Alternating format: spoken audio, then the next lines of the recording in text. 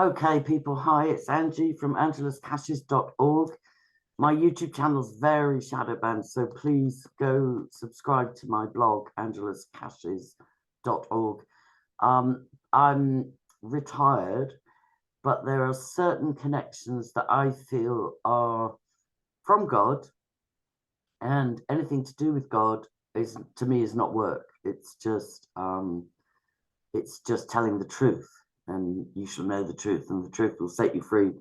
So I'm going to introduce to you a guest that I feel a bit intimidated about because his story should be viral worldwide. And I've been researching him for a couple of days. He reached out to me maybe a year ago, and I was in the middle of a lot of stuff, and it went under the rug. It would just pass me by. So I think God's timing is perfect in everything. I'm going to give a little summary, and then I'm going to invite Trevor to do so. He's a lad from Dublin who had an incredible life, quite similar to my own, in dramatic, just expressions that one would find hard to believe. But there is a brilliant series of interviews of him on a channel called Mack, which I'm going to share in the description. I really recommend people go and look at those interviews, and you'll get the fullness of the story. But just, I suppose, some dramatic highlights of Trevor's life was, for anybody that knew the story of the 1.8 million Ferrari that crashed at over 200 miles an hour on the Pacific Coast Highway in California, and broke in half, and the two people in the crash survived, one of them being Trevor. And he's also, he was on Pimp My Ride, that program that so many people love. He was moving amongst the rich and famous in Hollywood, and just a friend of the elites. But over the last 16 plus years, even though he was a friend of the elites, as I was, he was also observing and clocking things that were strange, and found himself distracted by a fast and furious kind of lifestyle whereby he didn't know who to tell and how to speak and where to go with his anomalies, concerns, observations. And it turns out that they are absolutely crucial. So, recently he's risked his life, by whistleblowing, and he's been interviewed on various platforms. But the one where I found most convincing so far is the series of interviews he's done with what's that guy's name? It's just gone out of my head. The one I've been watching. Mack. Lucas. So I will share a link to that, to those videos, and I'll put it in a blog as well. So I'm just gonna the reason I'm summarizing, which is really outrageous because it's been an incredible life that Trevor's lived, but the reason I'm doing an overview is because I don't want to go over the same thing that, so you just churn out the same testimony on every interview. I want to dig deeper with Trevor on the things that he maybe hasn't covered publicly, or the things that we've had in common or resonated with each other, and even to the level of ritual abuse and dissociation and being selected from birth and being moved around like a pawn, where you think you just keep landing on your feet, and oh, now I'm in Hollywood, now I'm in London, now I'm in Sweden, Iceland, blah, blah, blah. But looking at the possibility that actually we were being puppeteered. Yeah. So over to you. I'm going to let you speak because you're a brilliant speaker, Trevor. Thank really, you. Thank you. And you know what?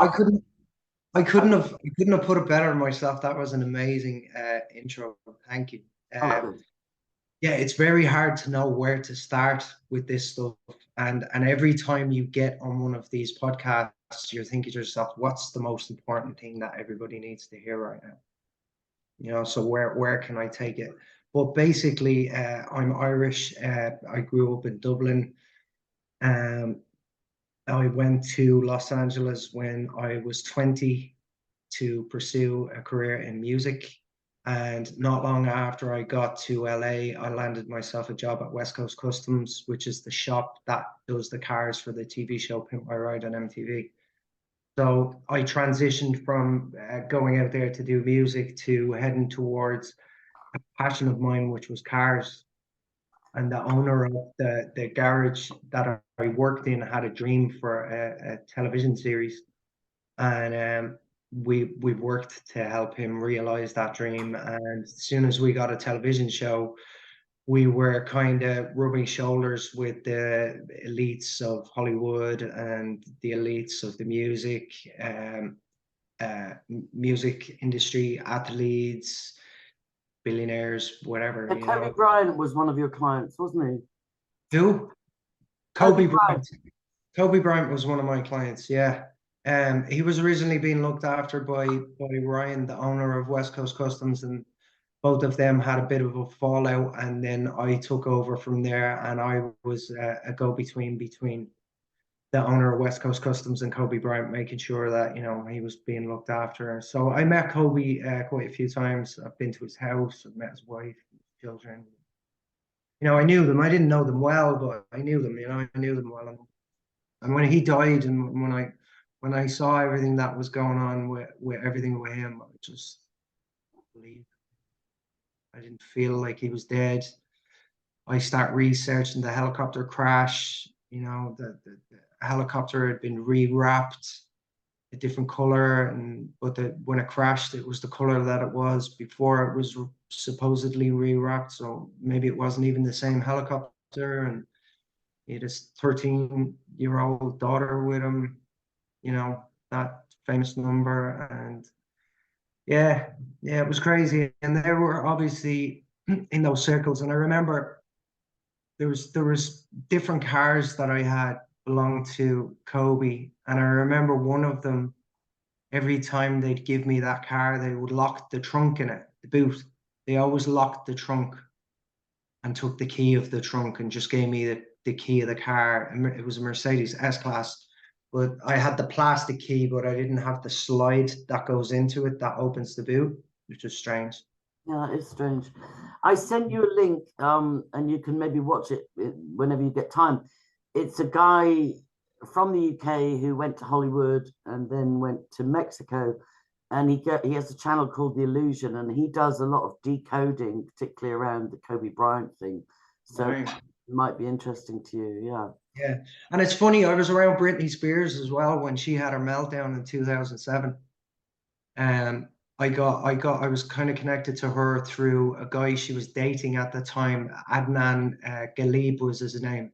He was a paparazzi guy, and I met him through another guy who was also in that field, and they said that they needed me to help them with cars that she had just fired her dad, and she fired her management, she fired her agents and her bodyguards. So she was on her own, and she was just floating around Hollywood. But I remember Adnan telling me a story that he was in the house one night, and he said that the two of them were in bed. It was the middle of the night. He got up to go to the fridge to get a drink.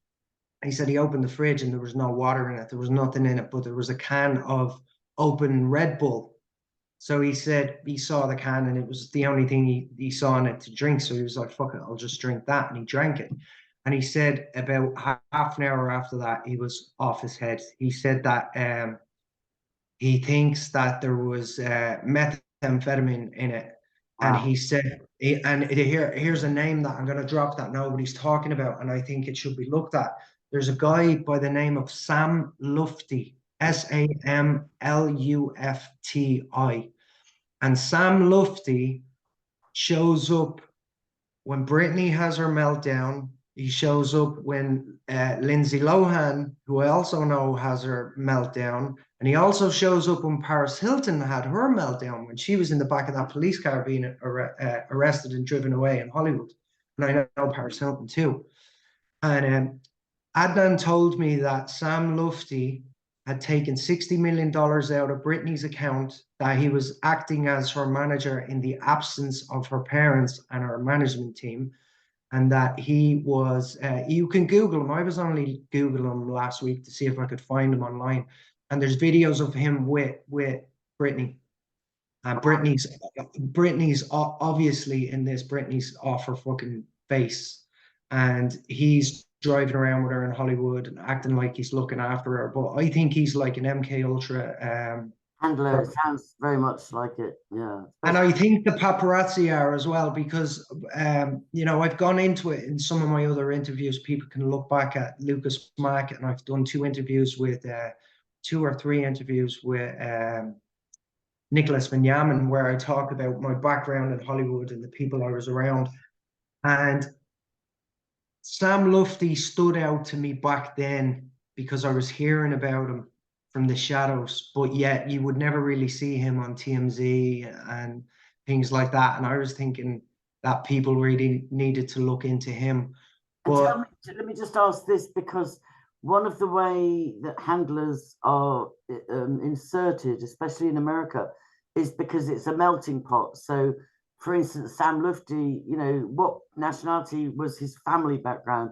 The same when Israeli or Iranian. Okay, very interesting. Two of the usual suspects. And then Adnan, who was the Adnan? Adnan was from Afghanistan originally. Okay. Afghan British though. So he was a Brit. Yeah, but this is the way that spies are implanted, is right. They'll send their children to school in the top schools in Britain or the top colleges in America, and so they'll blend. And right. So you don't want to be racist or nosy, so you don't say, you know, is your background Israeli or is your you know, I think we always need to go back to the grandparents, and that's where I want to start with you. Even though, like, I know people are going to love the Britney and the, you know, the Hollywood stories, but I'm interested also. I find with anybody that seems to have been moved around a chessboard, it's important not just to look at their parents. I know you lost your father when you were 4, and I'm sorry about that, and that was a big trauma for you. But can you tell me anything about your grandparents? My grandparents on my father's side, I believe they were from a family in Connacht in Mayo, and they were the descendants of the High Kings of Ireland. Is this on your father's side or your mother's? Father's side. Okay. I think my mother's side is important too. I don't know if they were royals, but I think they were, because they were spiritually gifted. My mom is spiritually gifted, so she didn't lick that off a stone either. And my father's side is very, very spiritually gifted. Myself and my family are very spiritually gifted, and I think that's something that comes with that. When we were kings, we were elected maybe by God, and we were chaperoning people, you know, we were working for people and they weren't working for us. But they were scholars, they were teachers and principals in schools. Okay. But before the Brits kind of thing. So they would have been very learned. But we would have been like the Russian royal family, where they were taken and killed and broken up and thrown away and put away in different places. I think that happened to my family as well. I'm not sure. Did you not know your grandparents as a child? I never met. As a baby, I would have met my grandparents, but I don't think I met both of them. I think my grandmother or grandfather passed before I was born, but I didn't know any of my grandparents. Okay. And have you done any research? You've obviously done some, but like, is it my uncle, before he died, he had told me quite a lot. He said that they were the High Kings of Ireland. He said that he was visibly still pissed off about whatever had gone down and them losing that. So was my dad, and they were actively seeking to put it back together. Okay. And that was in the 80s. And where my head's at with that is why were they still bitter and sore about it if it had supposedly happened so long ago? I don't think it happened as long ago as people think. I think our history is not as ancient. I think it's been a few hundred years. I don't believe in the thousands of years. I think it's been, so if that was a fresh wound for them still, and where they were still saying we need to get our kingdom back and put our country back together, then it had to have been quite recent. Okay. All right. So where do you want to go next? Bearing in mind, I don't want to cover old ground. I'm happy to synopsize old ground, but I want to go, like, I don't want to just ambush you at all, but tell me, see, I was around horse and dog trainers of a very high level. And so to me, I've seen the elite and I've seen them study horse bloodlines and you know, Springer Spaniels, German Pointers, Irish Wolfhounds, like pedigree dogs. They will obsessively trace lineage and look for the lost bloodlines. And what I realized was that the elites do that with humans as well. So if your uncle is right, that you were from kings of this land and you know, now kind of fairly modestly they turned into school teachers and scholars and just had this quiet wound in their spirit about what had happened. But tell me, do you think you were identified from birth, like as, okay, he doesn't know, but he's from a royal family, and let's see if we can orchestrate. Let's see if we can orchestrate his steps through life. Let's see if we can recruit him. Let's see if we can pull him in. Yeah, I don't think they were trying to pull me in. I think they were trying to guide me off path. I think they tapped into me from an early age. I believe maybe they had something to do with my father's passing. We were told he had a heart attack, but you know, he was 40 and 4 months when he died. He was born in 44 and I was 4 when he passed. Yeah, I think this is why I wanted to connect you with Adam from Delusion, because he would go crazy with those codes. He would nail that. And I've done a lot with my gematria, but I've done a bit, you know, with my gematria as well. My gematria all kind of lines up with a lot of quite big stuff. Yeah, I think so. But I think they knew that I had a one-track mind to put back together what was taken from us, because I found out quite early that we were royals and that it had been taken from us. I was told that the Danes came, and when the Danes came, that they took over and they took everything that we had and put us into slavery. But then later in life, you know, I left Ireland at 20. I went to LA. I obviously got hooked up with the Hollywood elites then, and then up shows Stefan Eriksson, who is the head of the Swedish mafia. Yeah, that's fascinating. He's a very big wig in the New World Order organization. When we crashed the car, I found out that the car had been donated to the Vatican by Ferrari to be auctioned off for children. Wow. Then we crashed the car, and apparently